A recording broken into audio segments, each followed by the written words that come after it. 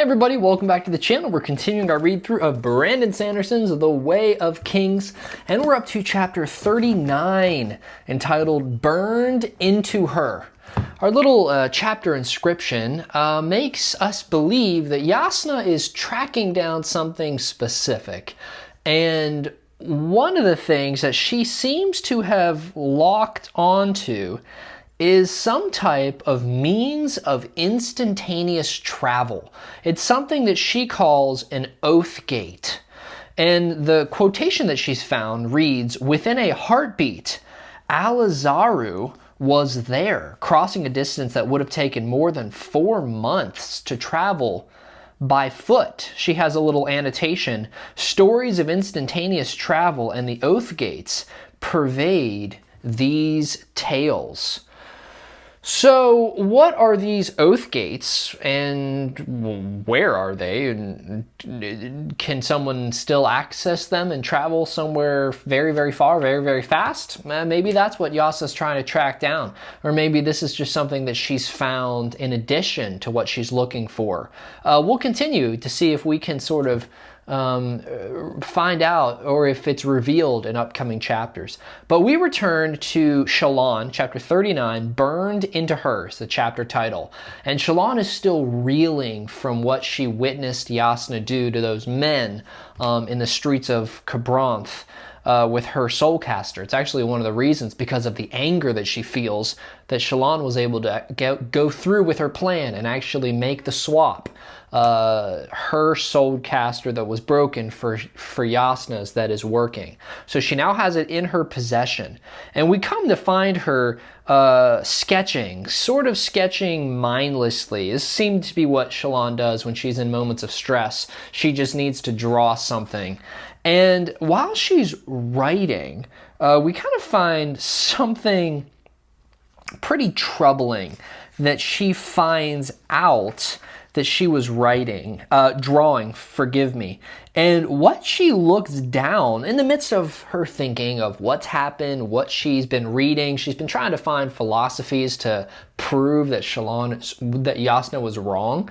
And most of the philosophies that she's discovered, philosophies of starkness, which is kill or be killed, philosophy of purpose, that actions are not evil, but intent is evil. All of these seem to be proving Jasnah correct. The philosophy of aspiration, which stated that objectives were more important than the steps taken to achieve them. All of those things prove that essentially the ends justify the means. And if Jasnah was there trying to rid the world, the city, Cabranth, of killers, she accomplished it. And it's frustrating for Shallan because she hates the fact that that is true, that morals are so gray in that situation. And I think even what motivates her even more to anger is that she herself is a hypocrite. She is trying to be the one on the moral high ground, and she's doing nothing better. The ends for Shallan are justifying the means of stealing, of betraying a friendship, betraying the trust and the gratitude that she should be paying someone like Jasnah for taking her in and training her.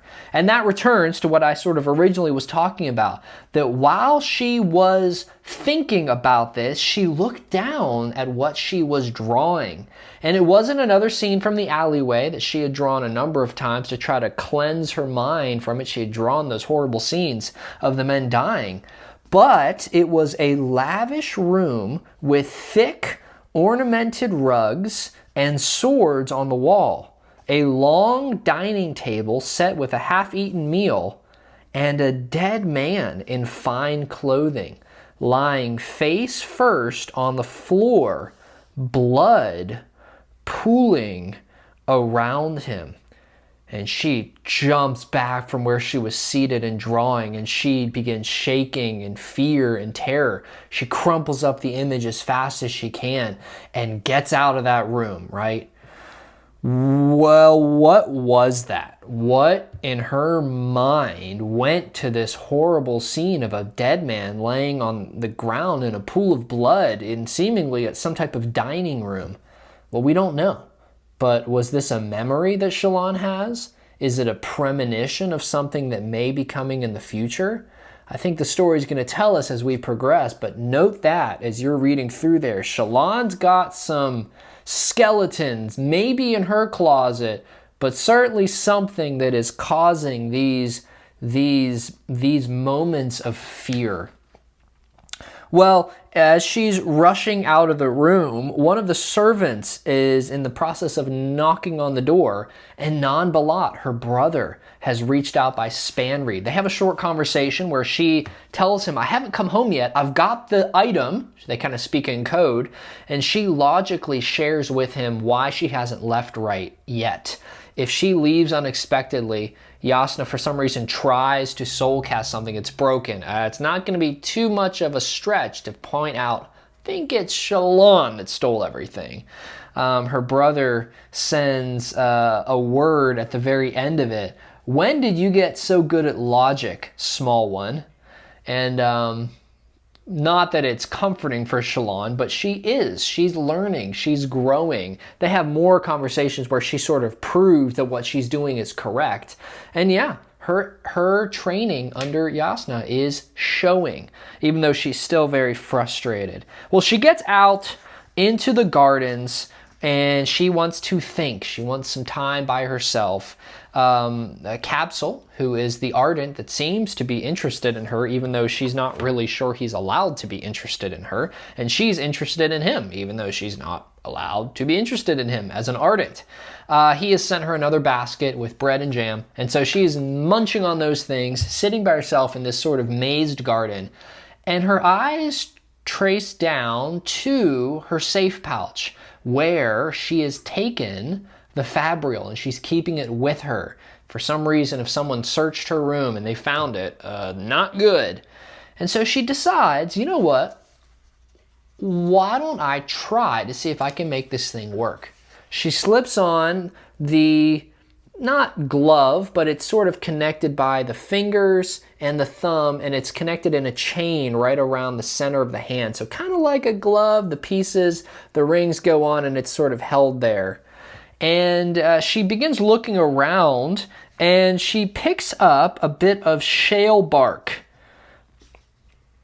And she closes her eyes, holds it, and does what any normal person would do, commands it to become smoke, and nothing happens.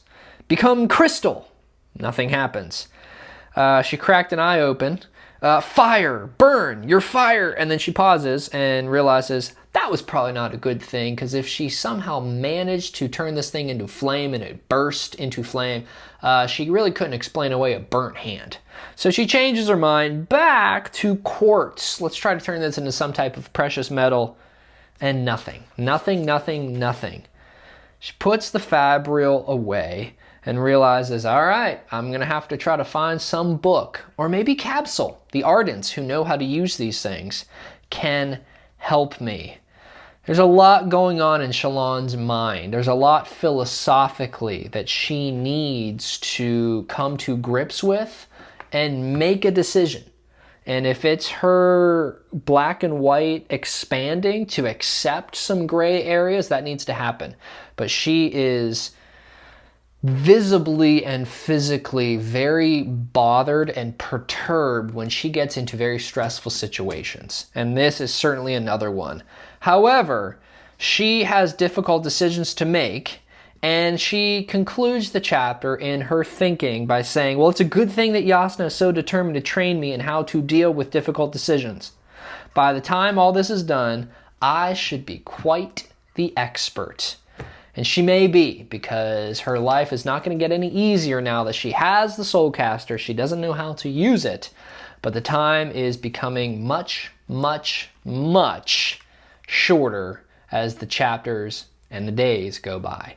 So we'll continue the story in the next chapter. Thanks so much for watching. Hope you're enjoying the read through. You can like and subscribe to the channel if you're interested, and we will get back together in the next video for us, the next chapter for the book. So happy reading and take care.